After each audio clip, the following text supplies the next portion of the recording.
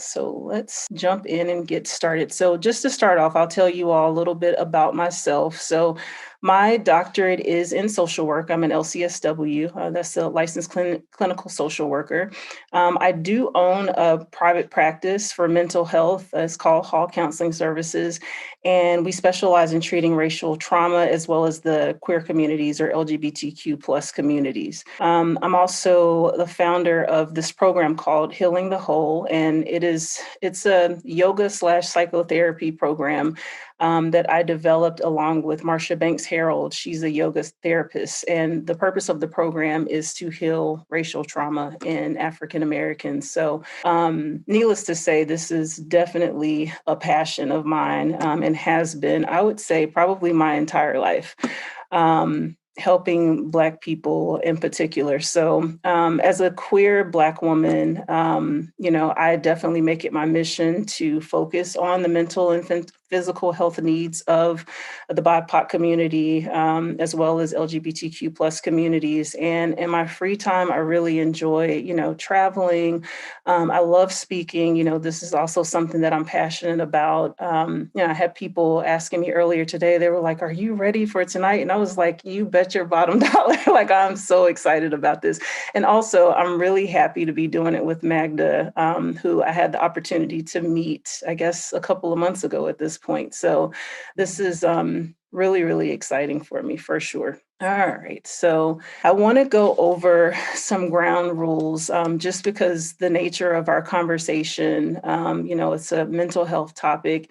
I am going to read this just because I want to make sure that everybody is kind of clear on the expectations around this topic.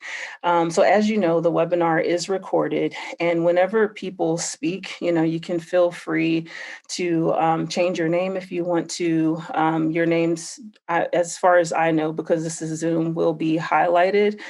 Feel free to mute your video if you want to. You can type in the chat box if you're most comfortable, or if you just want to sit back and relax and listen to the information and the stories and take everything in, you absolutely can. But please, most importantly, please be respectful of everybody and their views and the experiences that I hope we get to hear from other people tonight. All right, so now that all of the yucky administrative stuff is out of the way, let's jump in. All right, so what is racial trauma? I'm actually curious to know how many people have actually heard of this term before. I feel like it's something that has come up more and more, maybe over the past 5 years or so.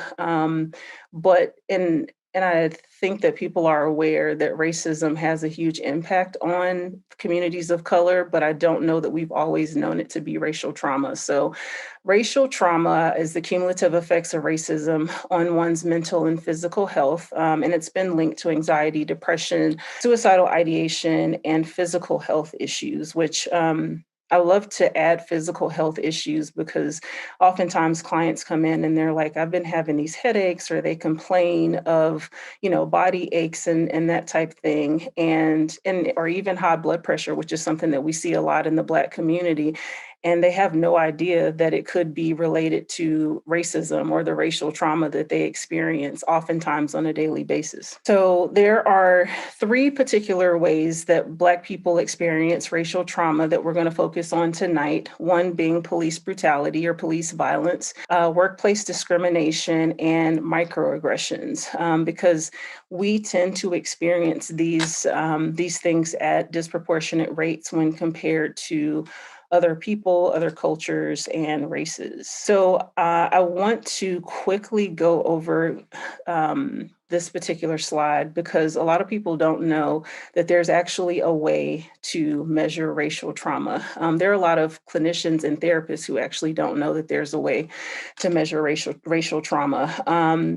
Robert Carter, God bless him, he actually came up with this scale, the race-based traumatic stress symptom scale. I call it the RBT-SSS scale just because it's a tongue twister.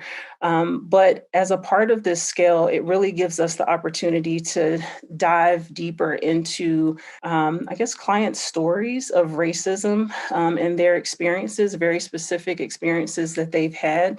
And then we're able to measure, these 7 different categories of symptoms symptoms and which ones stand out the most based on the racism that they've experienced.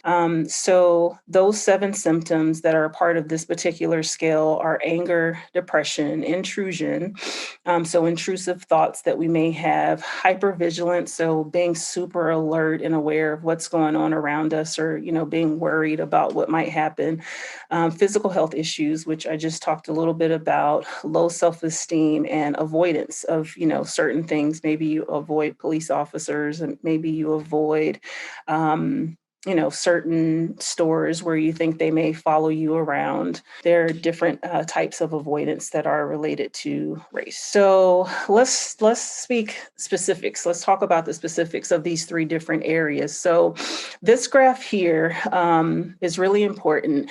Essentially, the takeaway from this graph is that although African Americans comprise roughly 13% of the US population, were killed by police officers at roughly twice the rate of our white counterparts. So, we are a fairly small population, in the grand scheme of things in the US, but the rate at which we are killed by police officers is just incredible. I mean, it really is incredible. And so there's something to that. So when we think about I think the effects of the Black experience, the interactions that we have with law enforcement, there are a lot of symptoms, there are a lot of experiences that we feel as a reaction to that. And I just wanted to cover those very quickly, as well as go over some of the positive takeaways from these interactions, which can be a hard pill to swallow, but we'll get there in a moment. So the negative effects that these experiences have on us, there's regular, just general trauma, there's race-based trauma, there's race, let's see here. Oh, sorry, let's go back. There is race battle fatigue. So some of these I will explain because some are self-explanatory, some you may not be familiar with, but race battle fatigue, most of us have probably experienced it to some degree. Sometimes we as Black folk, we are just tired. Like we are just absolutely exhausted. We are fed up and we have nothing left to give, right? And so when you have those moments where maybe you've been like watching, the news or social media of our people being killed and shot, et cetera, and you just can't take it anymore. It's like, I'm turning the TV off. I can't even look at any more of this. We're tired. That's what that is. That's racial battle fatigue. So also the fear of becoming a traitor. How often is it that we may actually need the assistance of law enforcement, but we don't want to be the person to make that phone call. We don't want to be the ones who call the police and they come out and potentially harm someone who maybe they should have been arrested. Maybe they just needed to have a conversation. The situation needed to be de-escalated, but no one wants to be that person that actually picked up the phone. We talk about snitches in our community a lot, and that's something that no one wants to be called. Also anxiety, hopelessness, PTSD, so post-traumatic stress disorder, as well as PTSS. That's something that we'll touch on a little later, but post-traumatic slave syndrome, as well as psychological warfare.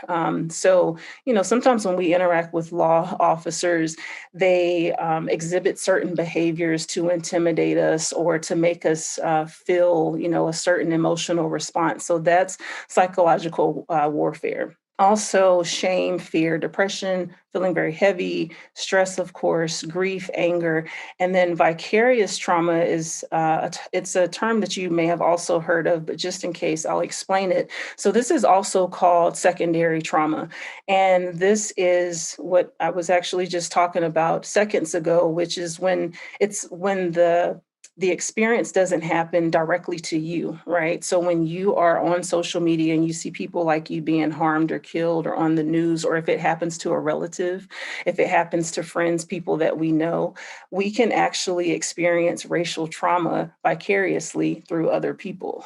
And it can have it, and even when that happens, we still see those 7 symptoms come up on the RBT triple S scale.